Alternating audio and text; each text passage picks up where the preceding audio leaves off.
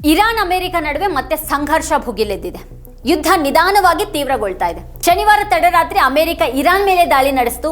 ಬುಷೆಹರ್ ಶರೀಕ್ ಮತ್ತೆ ಬಂದರ್ ಅಬ್ಬಾಸ್ ಮೇಲೆ ಅದು ಬಾಂಬ್ ದಾಳಿಯನ್ನು ನಡೆಸಿತು. ಇದಕ್ಕೆ ಪ್ರತಿಕ್ರಿಯೆಯಾಗಿ ಇರಾನ್ 6 ದೇಶಗಳ ಮೇಲೆ ದಾಳಿ ಮಾಡಿತು. ಮತ್ತೆ ಮೊದಲ ಬಾರಿಗೆ ಅದು ಓಮನ್ ವಿರುದ್ಧವೂ ಕೂಡ ಡ್ರೋನ್ಗಳನ್ನು ಹಾರಿಸಿತು. ಇರಾನ್ನ ಸ್ನೇಹಪರ ರಾಷ್ಟ್ರವಾದಂಥ ಓಮನ್ ಹಾರ್ಮುಜ್ನಲ್ಲಿ ಇರಾನ್ನೊಂದಿಗೆ ನಿಕಟವಾಗಿ ಕಾರ್ಯನಿರ್ವಹಿಸ್ತಾ ಇದೆ. ಇರಾನ್ ಈಗ ಓಮನ್ ಮೇಲೂ ಕೂಡ ಡ್ರೋನ್ ದಾಳಿಯನ್ನು ನಡೆಸೋ ಮೂಲಕ ಈ ಯುದ್ಧದಲ್ಲಿ ತನ್ನ ಶತ್ರುಗಳು ಇಸ್ರೇಲ್ ಮತ್ತೆ US ಅಂತ ಸ್ಪಷ್ಟಪಡಿಸಿದೆ. ಇದು US ಮತ್ತೆ ಇಸ್ರೇಲ್ ಅನ್ನ ಬೆಂಬಲಿಸುವಂತ ಯಾರ ವಿರುದ್ಧ ಬೇಕಾದರೂ ಕೂಡ ದಾಳಿ ಮಾಡುತ್ತೆ. ಆ 6 ದೇಶಗಳಲ್ಲಿ ಕುವೈತ್, ಬಹರೇನ್, ಖತರ್, UAE, ಜೋರ್ಡಾನ್ ಮತ್ತೆ ಓಮನ್ ಸೇರಿವೆ. ಇರಾನ್ ದಾಳಿಯಿಂದ ಗಮನಾರ್ಹ ಹಾನಿಯಾಗಿರೋದನ್ನ ತೋರಿಸುವಂತ ಸಾಕಷ್ಟು ಚಿತ್ರಗಳು ಹೊರಗೆ ಬರ್ತಾ ಇವೆ. ಸುಮಾರು 1.5 ತಿಂಗಳಿನಿಂದ UAE ದಾಳಿ ಒಳಗಾಗಿದೆ. UAE ಮೇಲಿನ ದಾಳಿ ಅಂತ ಅಂದ್ರೆ ಜಾಗತಿಕ ಆರ್ಥಿಕತೆಗೇನೆ ಗಮನಾರ್ಹ ಹೊಡಿತ. ಅದು ದುಬೈ, ಜೋರ್ಡಾನ್ ಮತ್ತೆ ದೋಹಾ ಎಲ್ಲವೂ ಮಧ್ಯಪ್ರಾಚ್ಯ ತೈಲ ಮತ್ತೆ ವ್ಯಾಪಾರಕ್ಕೆ ಪ್ರಮುಖ ಕೇಂದ್ರಗಳಾಗಿವೆ. ಇಲ್ಲಿನ ದಾಳಿಗಳು ಅಂತಾರಾಷ್ಟ್ರೀಯ ಮಾರುಕಟ್ಟೆಯಲ್ಲಿ ತೈಲ ಬೆಲೆಗಳು ತೀವ್ರವಾಗಿ ಏರೋದಕ್ಕೆ ಕಾರಣ ಆಗ್ತವೆ. 2 ದಿನಗಳ ಹಿಂದೆ US ಹಡಗುಗಳ ಮೇಲೆ ದಾಳಿ ಮಾಡೋದಿಲ್ಲ ಅಂತ ಘೋಷಿಸೋದಿಕ್ಕೆ ಇರಾನ್ಗೆ ಒಂದು ಗಡುವನ್ನ ನೀಡಿತು. ಆದರೆ ಇರಾನ್ ಹಾಗೆ ಮಾಡಲಿಲ್ಲ. ಇದಲ್ಲದೆ ಮೊಜ್ತಬಾ ಖಾಮಿನೈ ತಮ್ಮ ತಂದೆಯ ಸಾವಿಗೆ ಪ್ರತೀಕಾರವನ್ನ ತೀರಿಸಿಕೊಳ್ಳೋದಾಗಿ ಘೋಷಣೆ ಮಾಡಿದ್ರು. ಈ ನಡುವೆ ಇರಾನ್ನ ಅನುಮತಿ ಇಲ್ಲದೇನೆ 2 ಹಡಗುಗಳು ಹಾರ್ಮುಜ್ ರಾಜ್ಯಕ್ಕೆ ಪ್ರಯಾಣಿಸ್ತಾ ಇದ್ದಾಗ ಇರಾನ್ ದಾಳಿ ಮಾಡಿತು. ಇದಕ್ಕೆ ಪ್ರತಿಕ್ರಿಯೆಯಾಗಿ ಅಮೆರಿಕ 40 ದಿನಗಳ ಯುದ್ಧದ ನಂತರದ ಅತ್ಯಂತ ದೊಡ್ಡ ದಾಳಿ ನಡೆಸಿದಾಗಿ ಹೇಳ್ಕೊಳ್ತಾ ಇದೆ. ಈ ಎಲ್ಲಾ ದೇಶಗಳಲ್ಲಿ ವಾಸಿಸುವಂತ ತನ್ನ ನಾಗರಿಕರು ಹೊರಗೆ ಹೋಗದೇ ಇರೋ ಹಾಗೆ ಅಮೆರಿಕ ಔಪಚಾರಿಕವಾಗಿ ಒಂದು ಸೂಚನೆಯನ್ನು ನೀಡಿದೆ. ಖತರ್ ಮಧ್ಯಸ್ಥಿಕೆಯಲ್ಲಿ ಭಾಗಿಯಾಗಿದೆ. ಆದರೆ ಅದು ತನ್ನ ನೆಲೆಗಳನ್ನು ಬಳಸೋದಕ್ಕೆ ಅವಕಾಶವನ್ನು ಮಾಡಿಕೊಟ್ಟ ಕಾರಣ ಅಥವಾ US ಬಲವಂತಕ್ಕೆ ಮಣಿದ ಕಾರಣ ಅದರ ಮೇಲೂ ಕೂಡ ಇರಾನ್ ದಾಳಿ ಮಾಡಿತು. ಬಹರೇನ್ ಮತ್ತು ಕುವೈತ್ಗಳನ್ನಂತೂ ಅಮೆರಿಕ ಯಾವಾಗ ಬೇಕಾದರೂ ಎಷ್ಟು ಬೇಕಾದರೂ ಬಳಸುತ್ತೆ. ಬಹರೇನ್ನಲ್ಲಿ ಅಮೆರಿಕದ 5ನೇ ಫ್ಲೀಟ್ ಇದೆ. ಆದ್ದರಿಂದಾಗಿ ಅದನ್ನು ಹೊಡೆಯೋದು ಇರಾನ್ಗೆ ಅನಿವಾರ್ಯ ಆಗಿತ್ತು. ಬಹರೇನ್ನಲ್ಲಿ 5ನೇ ಫ್ಲೀಟ್ ಇರುವಂತಹ ಸ್ಥಳದಿಂದ ಬೆಂಕಿ ಕಾಣಿಸ್ಕೊಂಡಿರೋದು ವರದಿಯಾಗಿದೆ. ಇರಾನ್ 12 ಬ್ಯಾಲಿಸ್ಟಿಕ್ ಕ್ಷಿಪಣಿಗಳನ್ನು ಉಡಾಯಿಸಿದೆ. ಈ ದಾಳಿಗಳು ಜೋರ್ಡಾನ್ನಲ್ಲಿರುವಂತಹ ವಾಯು ನೆಲೆ ಮೇಲೆ ನಡೆದಿದೆ. ಇದು ಜೋರ್ಡಾನ್ನಲ್ಲಿ ಇರಾನ್ ನಡೆಸಿದಂತಹ 4ನೇ ದಾಳಿಯಾಗಿದೆ. 40 ದಿನಗಳ ಯುದ್ಧದ ಸಮಯದಲ್ಲಿ ಜೋರ್ಡಾನ್ ತನ್ನ ನೆಲೆಗಳನ್ನು ಬಳಸೋದಕ್ಕೆ ಅನುಮತಿ ನೀಡದೇ ಇರೋ ಕಾರಣ ಇರಾನ್ ಜೋರ್ಡಾನ್ ಮೇಲೆ ದಾಳಿಯನ್ನು ಮಾಡಿರಲಿಲ್ಲ. ಕುವೈತ್ನಲ್ಲಿ ಸುಮಾರು 3 ಸ್ಫೋಟಕಗಳ ಶಬ್ದ ಕೇಳಿಬಂತು ಅಂತ ಹೇಳಲಾಗಿದೆ. ಬಹರೇನ್ನಲ್ಲಿಯೂ ಕೂಡ ಸ್ಫೋಟದ ಸದ್ದು ಕೇಳಿಸಿದೆ. UAE ಆದ್ಯಂತ ಸೈರನ್ಗಳು ಮೊಳಗ್ತಾ ಇದ್ವು. ಅಬುಧಾಬಿ ಮತ್ತು ಖತರ್ನಲ್ಲಿಯೂ ಕೂಡ ಸ್ಫೋಟಗಳು ಕೇಳಿಬಂದ್ವು. ಹಿಂಸಾತ್ಮಕ ಸ್ಫೋಟಗಳು UAEಯನ್ನು ಮತ್ತೆ ನಡುಗಿಸಿವೆ. ಇರಾನ್ F-35 ವಿಮಾನಗಳನ್ನು ಕೂಡ ಇರಿಸಲಾಗಿದ್ದಂತಹ UAEಯ ಅಲ್ ಧಫ್ರಾ ವಾಯುನೆಲೆ ಮೇಲೆ ದಾಳಿ ಮಾಡಿದೆ. ವಾಸ್ತವವಾಗಿ ಖತರ್ನಲ್ಲಿರುವ F-35 ಹ್ಯಾಂಗರ್ ಮೇಲೆಯೂ ಕೂಡ ದಾಳಿ ಮಾಡಿ ನಾಶಪಡಿಸಲಾಗಿದೆ ಅಂತ ಹೇಳಲಾಗ್ತಾ ಇದೆ. ಅಲ್ ಧಫ್ರಾದಲ್ಲಿ ಗಮನಾರ್ಹ ಹಾನಿಯ ವರದಿಗಳಿವೆ.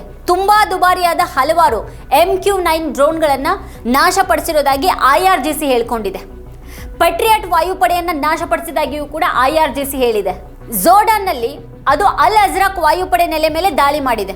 ಖತರ್ನಲ್ಲಿ ಅಲ್ ಉದೈದ್ ನೆಲೆ ಮೇಲೂ ಕೂಡ ದಾಳಿ ಮಾಡಿದೆ. ಇದಲ್ಲದೆ ಬಹರೇನ್ನಲ್ಲಿರುವಂಥ US ನೆಲೆಯ ಸಂವಹನ ವ್ಯವಸ್ಥೆ ಮತ್ತೆ ರಾಡಾರ್ ಸೈಟ್ನ ಮೇಲೆಯೂ ಕೂಡ ಇರಾನ್ ದಾಳಿ ಮಾಡಿದೆ. ನಮ್ಮ ಮೇಲೆ ದಾಳಿ ಮಾಡಿದ್ರೆ ನಾವು 2 ಪಟ್ಟು ಬಲದಿಂದ ದಾಳಿ ಮಾಡ್ತೀವಿ ಅಂತ IRGC ಮತ್ತೊಮ್ಮೆ ಹೇಳಿದೆ. ಇನ್ನು ಈ ನಡುವೆ ಇರಾನ್ ಹಾರ್ಮುಜ್ ಜಲಸಂಧಿಯನ್ನು ಸಂಪೂರ್ಣ ಮುಚ್ಚಿರೋದಾಗಿ ಹೇಳಿದೆ. IRGCಯ ಹಿರಿಯ ಅಧಿಕಾರಿಯೊಬ್ಬರು ಹಾರ್ಮುಜ್ ಅನ್ನು ಬಲವಂತವಾಗಿ ನಿಯಂತ್ರಣಕ್ಕೆ ತೆಗೆದುಕೊಂಡಿದ್ದಾಗಿ ಹೇಳಿದ್ದಾರೆ. ಜೂನ್ 18ರ ಒಪ್ಪಂದದಲ್ಲಿರುವಂತಹ ದೋಷವನ್ನು ಸರಿಪಡಿಸೋದಕ್ಕೆ ಕ್ರಮವನ್ನು ಕೈಗೊಂಡಿದ್ದೀವಿ ಅಂತ ಇರಾನ್ನ ಅಧಿಕಾರಿಗಳು ಹೇಳಿದ್ದಾರೆ. ಈ ಒಪ್ಪಂದ ಹಾರ್ಮುಜ್ ನಿರ್ವಹಣೆ ಮೇಲೆ ಇರಾನ್ನ ಅಧಿಕಾರವನ್ನು ಸ್ಪಷ್ಟವಾಗಿ ಗುರುತಿಸಲಿಲ್ಲ ಅನ್ನೋದು ಇರಾನ್ ಆರೋಪ ಆಗಿದೆ. 100ರಿಂದ 130 ಹಡಗುಗಳು ಹಾದು ಹೋಗ್ತಾ ಇದ್ದಂಥ ಸ್ಥಳದಲ್ಲಿ ಶಾಂತಿ ಒಪ್ಪಂದದ ನಂತರ 60ರಿಂದ 70 ಹಡಗುಗಳು ಹಾದು ಹೋಗ್ತಾ ಇದ್ವು. ಈಗ ಕೇವಲ 6 ಹಡಗುಗಳು ಹಾದು ಹೋಗಿವೆ. ಹಾಗಾಗಿ ಹಾರ್ಮುಜ್ ಅನ್ನು ಬಹುತೇಕ ಮುಚ್ಚಲಾಗಿದೆ ಅಂತಾನೆ ಹೇಳ್ಬೋದು. US ಮತ್ತೆ ಅದರ ಬೆಂಬಲಿಗರು ಓಮಾನ್ನ ಜಲಮಾರ್ಗವನ್ನು ಬಳಸಬೇಕು ಅಂತ ಒತ್ತಾಯ ಮಾಡ್ತಾ ಇವೆ. ಆದರೆ ಇರಾನ್ ಅದನ್ನ ಬಳಸುವವರ ಮೇಲೂ ಕೂಡ ದಾಳಿ ಮಾಡ್ತಾ ಇದೆ. IRGC 2 ಹಡಗುಗಳ ಮೇಲೆ ದಾಳಿ ಮಾಡಿದೆ ಅಂತ ಹೇಳ್ಕೊಂಡಿದೆ. ದಾಳಿಗೊಳಗಾದಂಥ ವಾಣಿಜ್ಯ ಹಡಗುಗಳಲ್ಲಿ ಒಂದು ಭಾರತೀಯದ್ದು ಅಂತ ಹೇಳಲಾಗಿದೆ. ಅದರಲ್ಲಿ 11 ಭಾರತೀಯರಿದ್ರು ಮತ್ತೆ 10 ಮಂದಿ ಸುರಕ್ಷಿತವಾಗಿದ್ದು ಒಬ್ಬರು ಕಾಣೆಯಾಗಿದ್ದಾರೆ ಅಂತ ಹೇಳಲಾಗಿದೆ. ಭಾರತ ಈ ದಾಳಿಯನ್ನು ಖಂಡಿಸಿದೆ.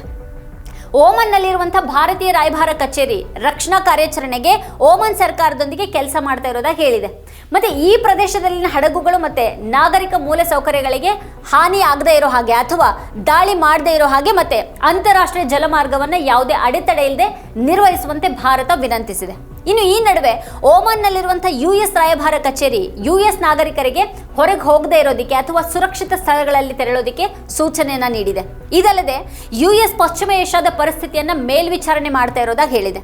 ಅಂದ್ರೆ US ತನ್ನ ಸಿಬ್ಬಂದಿ ಸುರಕ್ಷಿತವಾಗಿಲ್ಲ ಮತ್ತೆ ಅದರ ನೆಲೆಗಳು ಸುರಕ್ಷಿತವಾಗಿಲ್ಲ ಅಂತ ಅರ್ಥಕೊಂಡಿದೆ. ಈಗ ಪರಿಸ್ಥಿತಿ ಎಷ್ಟು ಗಂಭೀರವಾಗಿದೆ ಅನ್ನೋದನ್ನ ಇದರಿಂದ ಅರ್ಥ ಮಾಡ್ಕೊಳ್ಬಹುದು. ಶನಿವಾರ ರಾತ್ರಿಯ ಅಮೆರಿಕದ ವಾಯುದಾಳಿಯಲ್ಲಿ ಇರಾನಿನ ಸೈನಿಕರೊಬ್ಬರು ಸಾವನ್ನಪ್ಪಿದ್ದಾರೆ ಅಂತ ಅಲ್ ಜಜೀರಾ ವರದಿ ಮಾಡಿದೆ. ಈ ದಾಳಿಯನ್ನ ಅಪರಾಧ ಅಂತ ವಿವರಿಸಲಾಗಿದೆ. ಇರಾನ್ ತನ್ನ ನಾಗರಿಕರನ್ನ ಗುರಿಯಾಗಿಸಿಕೊಂಡು ನಿರಂತರವಾಗಿ ಕ್ಷಿಪಣಿ ಮತ್ತೆ ಡ್ರೋನ್ ದಾಳಿಗಳನ್ನ ನಡೆಸ್ತಾ ಇದೆ ಅಂತ ಬಹರೇನ್ ಸೇನೆ ಆರೋಪ ಮಾಡಿದೆ.